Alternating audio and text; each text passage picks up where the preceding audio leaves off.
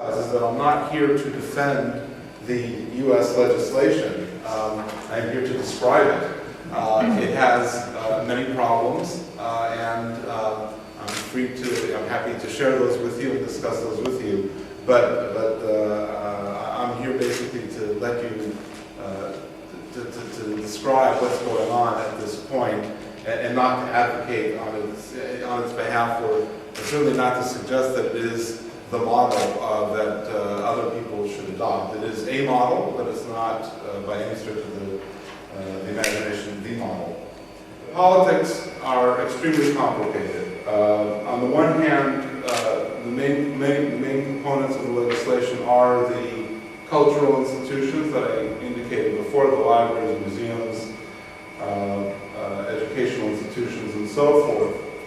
But and this is a rare instance where we're actually supported in our efforts by the large publishers associations, the American Association of Publishers. Usually the libraries and the publishers are always fighting with each other, but on this issue we're actually more or less in alignment, because the publishers really see this as an opportunity. And again, they want to include orphan works in the books they publish, especially photographs, photographic images.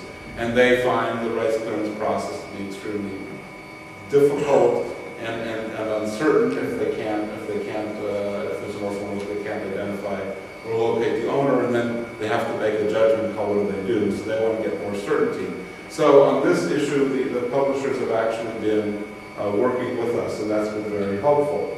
At the same time, there's been very strong opposition from the visual artists, illustrators, photographers, textile designers,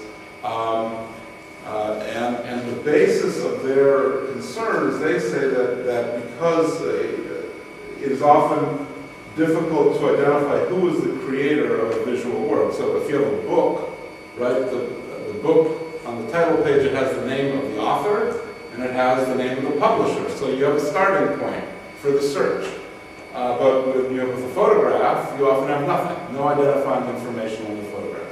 And so they feel that given that problem, that's the difference of the starting point, that many more of their works will be orphaned.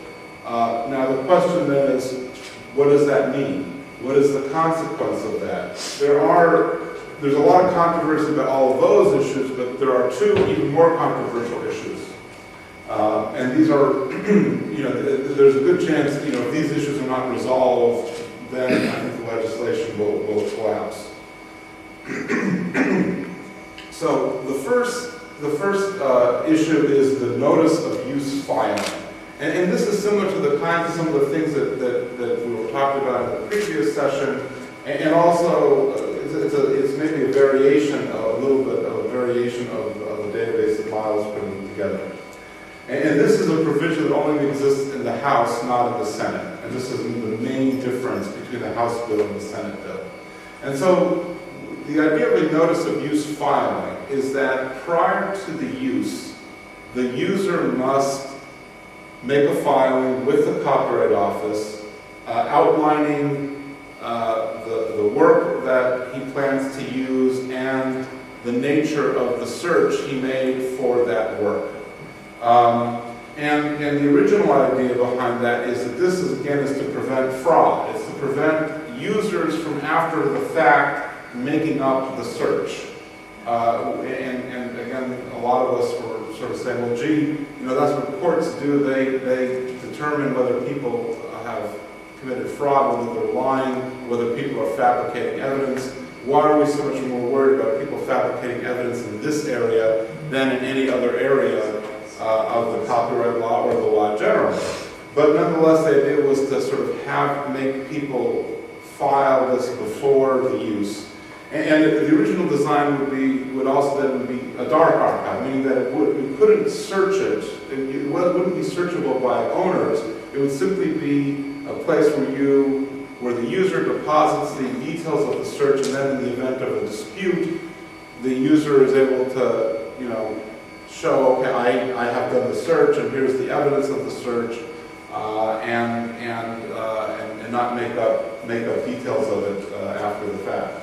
Now, the libraries and the other cultural institutions are very opposed to this notion on a couple of counts. First of all, we think it makes no sense. It's not going to really accomplish anything. Or put it differently, if you're a person who's willing to lie to a court and fabricate evidence after the fact, then you're also a person who's going to be willing to fabricate evidence before the fact. In other words, you could lie about the search you did and make a filing to the Copyright Office, right? You could say, I searched X, I searched Y, and I didn't find anything. And you could, if you're going to lie, you're going to lie. And so what difference is it going to make? But then there's the additional problem of burdens, that it would be extremely burdensome, again, if you're thinking of a large-scale digitization project, 100,000 works, if you have to make a filing, a separate filing for each work, if you need to record the details of the search at that point. But on top of that, imagine, again, just looking at it from a bureaucratic point of view, it's one thing to have, again, the protocols of the sort that Mario was describing, and the library has staff that goes and does the reasonably diligent search and keeps records of it. But the minute you say, okay, now that's good enough, now you have to keep a record of that. And again, the legislation would always require you to keep contemporaneous documentation. But if now you have to, on top of that, you have to file it with a government office, as a practical matter, that means that there needs to be several layers of internal review, that the general counsel of the library, the general counsel of the museum is going to have to review that before it goes to the Copyright Office. Moreover, if it's a small museum or library, they don't have their own general counsel, they have to go to their outside counsel. So there's the costs of compliance will go up dramatically. And so this is an issue that we really oppose strongly. One of the things we've suggested is, just carving out ad agencies. That an ad agency, again, this is how we do legislation in the United States. You just carve out people who, if they're loud enough, you carve them out. But you're entirely right. That's a perfectly possible solution. Will be at the end of the day that this will be just applying to the cultural institutions, because all the other political issues, like the dark archive or the best practices or something, just get too insurmountable. You're absolutely right. That's where. But the flip side, of course, is you say, well, if it's only the cultural institutions, maybe they're just better off than just saying it's all a fair use anyway. Again, it's another argument. And just do a fair use and not go down this route. And that's in fact one of the arguments when the legislation starts becoming more and more burdensome, at least for the cultural institutions. We say, look, you want to make it easy for us to search, because if we do the search and we kind of go the orphan roots legislation, then we're going to likely pay up the money. But if you make it too difficult, we're not going to search at all. We're going to just say it's a fair use. Because again, almost all of these situations are already borderline fair uses for the cultural institutions.